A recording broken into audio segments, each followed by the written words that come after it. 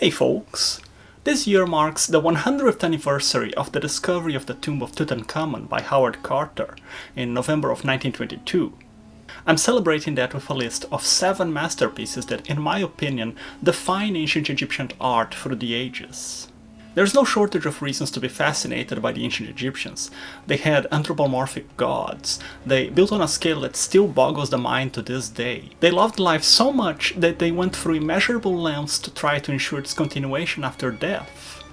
And one other particular quirk that is interesting is that the ancient Egyptians, who carved and painted and decorated pretty much every surface around them, they didn't have a word for art.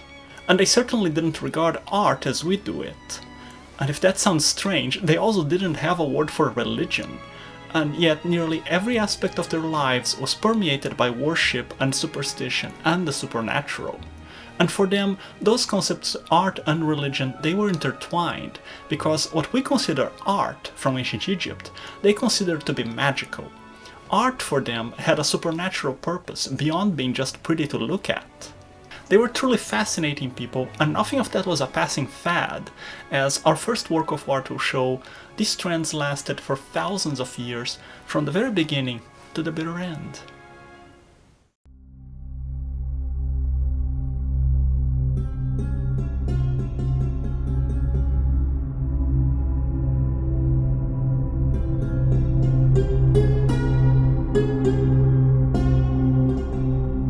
This is the Narmer palette, a siltstone artifact believed to depict the unification of Lower and Upper Egypt by King Narmer. It is significant for many reasons. It's one of the earliest depictions of hieroglyphs. It's a testimony, either historical or symbolic, of the unification of Egypt, but most important for our context in this video, it's the template of elements that Egyptian art would follow for the next 3,500 years.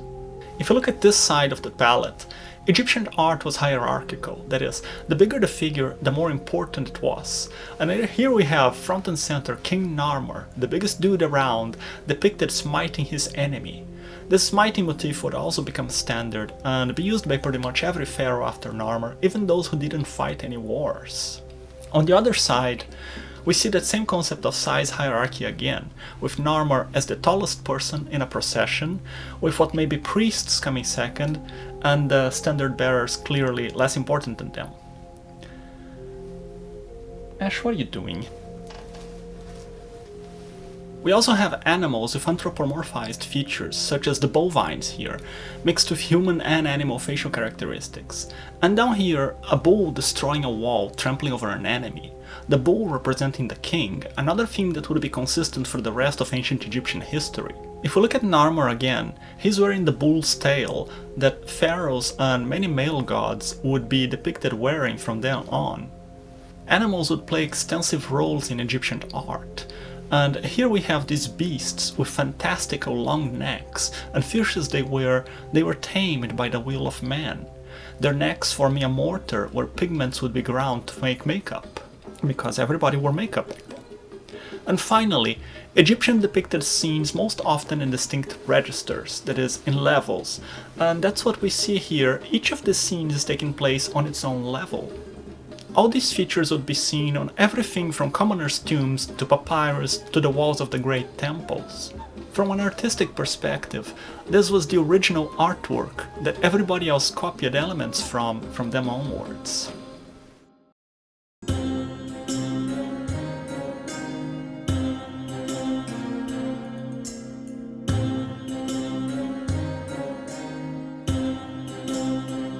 From the relatively small palette of Narmer, we go to one of the largest sculptures of the ancient world, the Great Sphinx of Giza. This colossal statue needs no introduction. If you even only casually heard about Egypt, you will have seen or heard about this thing before, I guarantee. We're not entirely sure about a great deal of things concerning this statue, carved out of a single spur of bedrock from the Giza Plateau, and finished with a skin of stone tiles in areas that weren't suitable for fine detail carving. One thing I'm going to tell you for sure is that it was not built by aliens or Atlanteans.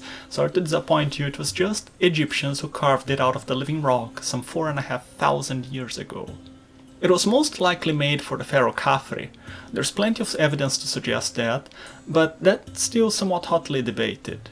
None of that matters for the context of this video though. The Sphinx is here because it epitomizes one element of Egyptian art that endured through the ages, all the way into modern times, the very concept of a Sphinx, the marriage of an animal body, usually in a reposed stance, with the head of a person. It's been said to symbolize the power of the animal under the control of the mind of the person. And while this might be speculation, this colossal Sphinx may have been the first of such a juxtaposition of elements. Sure, other civilizations had their own versions of sphinxes too, but this one is so ancient it probably predated them all. Whether it was the first or not, it is certainly the most enduring.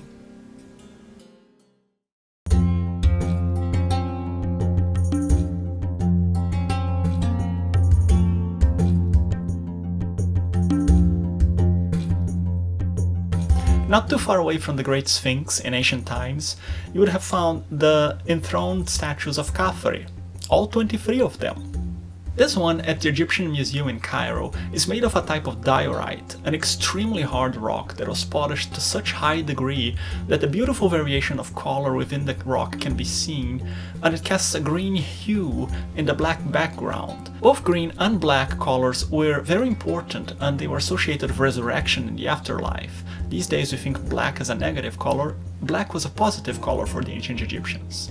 I believe that this rock was specifically chosen because of that, as this is a funerary statue. It was meant to house the Ka, that is the spirit of the deceased pharaoh. This type of sculpture was mostly idealized in build and proportions, to the point that to the untrained eye, every seated Egyptian statue looks pretty much the same, but if you look very carefully, you can see individualities here and there. And this statue in particular, it has a little surprise for the observer. If you move around it and you look in the back, there's a falcon. It's the god Horus behind the pharaoh's head, protecting him and asserting his kingship. Or, as some have suggested, he is driving or piloting the pharaoh like a vehicle. This was not the first statue of its kind, but it is one of the oldest and one of the most remarkable ones, because of its idealized beauty and the amazing material it's made of. Its style certainly carried on throughout Egypt, and the face of the pharaoh with the Nemes headdress would become standard, seen all the way from the Old Kingdom to the times of Tutankhamun, and even later on in the Roman period when Roman emperors would be depicted as pharaohs. Even today, you put a Nemes on somebody and you'll say they're dressing like an Egyptian.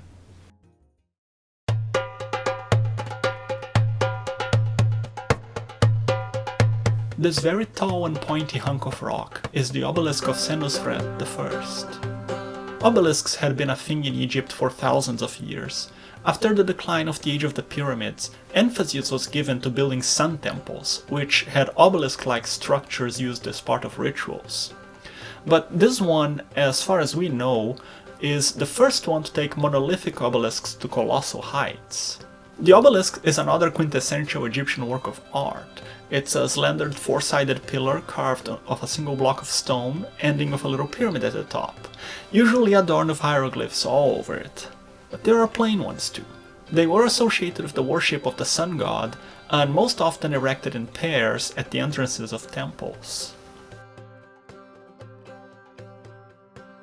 After Senusret I, many pharaohs followed in building mind-bogglingly large obelisks. The biggest of them were the ones built by the female pharaoh Hatshepsut, one which still stands at its original location in the Temple of Karnak. People have loved obelisks since the days of ancient Egypt. Original Egyptian obelisks were taken from Egypt to all corners of the world, and from monuments to grave markers, we're still building them. The biggest one in the world, although not a monolith, is the Washington Monument.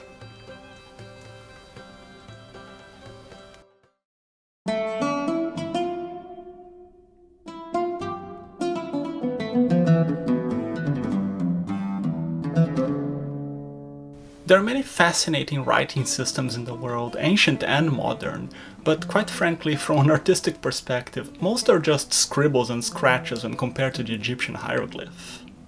Hieroglyphs were the formal written language of Egypt. There were also two other forms of writing, the hieratic and demotic, but those fall into the scratches and scribbles category here because they don't compare to the beauty, the precision, and the variety and detail of the hieroglyphic script.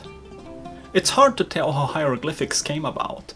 There is evidence of them starting out as simpler symbols inspired by local fauna and flora, but then suddenly, very early on, the Egyptian writing system appeared. In the Old Kingdom, it started with about 800 symbols, but by the Greco-Roman period there were over 5,000, showing that even though they seem to be very consistent from beginning to end, the written language did evolve over the centuries. However, the theme never changed. When learning to write, if you ever complained that you had to draw the letter A a dozen times, just be glad that all you had to do was draw 3 lines. An ancient scribe would have had to draw a whole bird. Aesthetic beauty was one of the factors taken into consideration on writing, so the glyphs would often be moved around or singled out or bunched together to create a more pleasant looking arrangement of symbols. And such consideration is one of the core concepts of what we call art. The written words, they were supposed to be practical and magical, and they had to look good while doing it.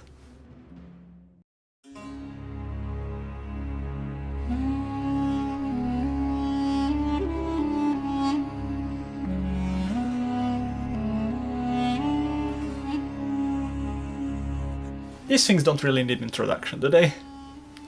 The Great Pyramids of Giza are some of the greatest monumental works of mankind. And yes, once again, it's mankind. Sorry to the alien believers, but it was people here on Earth who built them. The pyramids in Egypt had a humbler but no less impressive origin, the first one of them being the Step Pyramid of Djoser in Saqqara. From there, they evolved into the big triangles of stones we came to associate with Egypt itself. Everybody marvels at the mystery of how they were built, or the impressive stats of the pyramids. Never mind how they were built, or what for, these questions are beyond the scope of this video. We're here to talk about them as works of art. These absurdly large pyramids are no doubt fascinating, in part because of their size, of the effort needed to build them, the mystery associated with their purpose, their enduring through the ages. There is an Arab proverb that says, "Man fears time, but time fears the pyramids." These structures possess all the qualities that make a work of art appreciable, but even smaller pyramids still get our attention, especially when there's a whole lot of them. And that takes us down to Nubia. In Egypt proper, the pyramid building fad lasted about 500 years, mostly between the 3rd and the 6th dynasty, with a brief revival in the Middle Kingdom. There's about 118 known pyramids in Egypt. Very small pyramid-like structures were still being built, of course, but nothing really worth of note, until the Kushites came to Egypt. The kingdom of Kush, or Nubia, had been at odds with Egypt for centuries. Egypt saw them as a vassal state, a source of gold and goods, and while it was mostly an abusive one-sided relationship, cultural exchange did happen, and the Kushites adopted many Egyptian customs, and by the 6th century BCE, they had become more Egyptian than the Egyptians themselves. And there was an explosion of pyramid building in Nubia, and for the next 300 or so years, more pyramids were built there than in all of Egypt.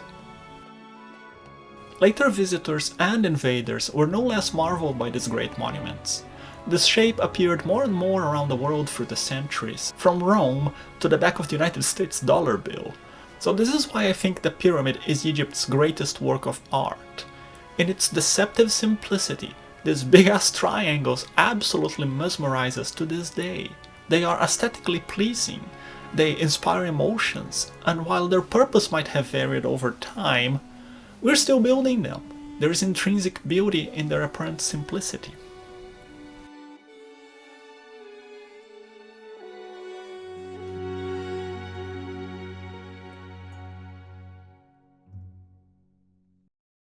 But wait, we can't make a video celebrating the discovery of Tutankhamun and not feature his iconic mask. I mean, it showed up for a couple seconds there, but that doesn't count.